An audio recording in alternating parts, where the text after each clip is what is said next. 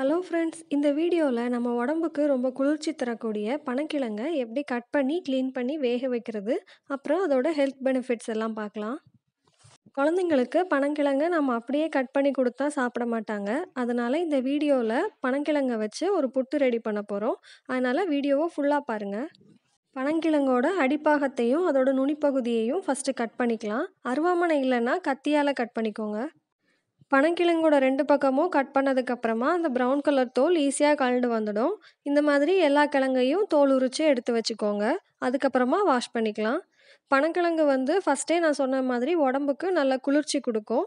அதனால் உடல் சூடு இருக்கவங்க பனங்கிழங்கு சாப்பிட்டாங்கன்னா அவங்களுக்கு ரொம்ப நல்லது. இந்த ப்ரௌன் கலர் தோல் எடுத்ததுக்கு அப்புறமா ஒயிட் கலரில் சின்னதாக ஒரு லேயர் இருக்கும். அதை முடிஞ்சால் ரிமூவ் பண்ணிக்கலாம். இல்லைனா நம்ம அப்படியே கூட இதை வேக வச்சுக்கலாம். இந்த மாதிரி லைட்டாக அந்த கிழங்கை கை வச்சு தேய்ச்சிங்கன்னா அது ஈஸியாக வந்துடும்.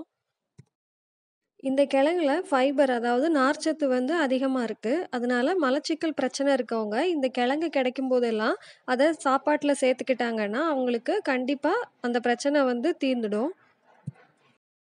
இதே மாதிரி எல்லா கிழங்குக்கும் உரித்து வச்சுக்கலாம். இந்த கிழங்க அவிக்கும்போது நம்ம போடக்கூடிய அந்த உப்போட அளவை பொறுத்து தான் இந்த கிழங்கோட டேஸ்ட்டு இருக்கும்.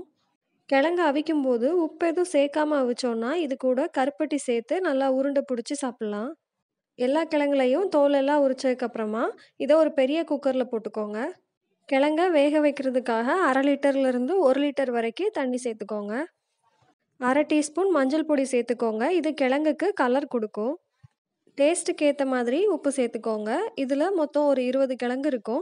அதுக்கு ஒரு 1.5 டேபிள் ஸ்பூன் அளவுக்கு அம்மா உப்பு சேர்த்துருக்காங்க. இப்போ எல்லாமே சேர்த்தாச்சு. அடுப்பை நல்லா ஹை ஃப்ளேமில் வச்சுக்கோங்க. ஃபஸ்ட்டு விசில் வந்ததுக்கு அப்புறமா இதை நம்ம ஸ்லோவாக்கிக்கலாம். மொத்தம் நாம் 2 விசில் தான் வைக்க போகிறோம். 2 விசில்லே கிழங்கு நல்லா வெந்துடும். இந்த கிழங்கு நாம் அடிக்கடி சாப்பிட்டா ஒற்றை தலைவலி, அப்புறம் வயிற்று பிரச்சனை எதுவும் இருந்துச்சுன்னா எல்லாமே சரியாயிடும். இப்போது ஃபஸ்ட்டு விசில் வந்துடுச்சு. அடுப்பை ஃபுல்லாக குறைச்சிட்டு 2வது விசில் வந்ததுக்கப்புறமா ஸ்டவ்வை ஆஃப் பண்ணிடலாம். அதுக்கப்புறம் ப்ரெஷர் போனதுக்கப்புறம் ஓப்பன் பண்ணலாம். ப்ரெஷர் நல்லா போனதுக்கு அப்புறமா குக்கரை ஓப்பன் பண்ணுங்கள். இப்போது நமக்கு ப்ரெஷர் எல்லாமே நல்லா போயிடுச்சு. ஓப்பன் பண்ணி பார்த்துடலாம். கிழங்கு எல்லாமே நல்லா லைட் எல்லோ கலரில் நல்லா சூப்பராக வெந்துடுச்சு. கிழங்கு எல்லாத்தையும் இப்போ ஒரு பிளேட்டில் மாற்றிக்கலாம்.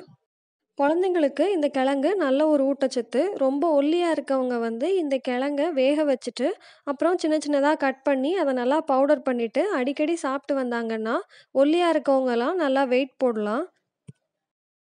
அதே மாதிரி இந்த பனங்கிழங்கை அவிச்சிட்டு அதை நல்லா மாவாக்கிட்டு அது கூட கருப்பட்டி சேர்த்து நல்லா உருண்டை பிடிச்சி சாப்பிட்டாங்கன்னா நல்லா ஸ்ட்ரென்த் கிடைக்கும். இந்த கிழங்கை நம்ம அப்படியே தோல் உரிச்சிட்டு சாப்பிட்றலாம். ஆனால் கடிக்க முடியாதவங்க இல்லை குழந்தைங்களுக்கு எல்லாமே புட்டு மாதிரி ரெடி பண்ணி கொடுக்கலாம். அதைத்தான் இப்போ நம்ம பார்க்க போகிறோம்.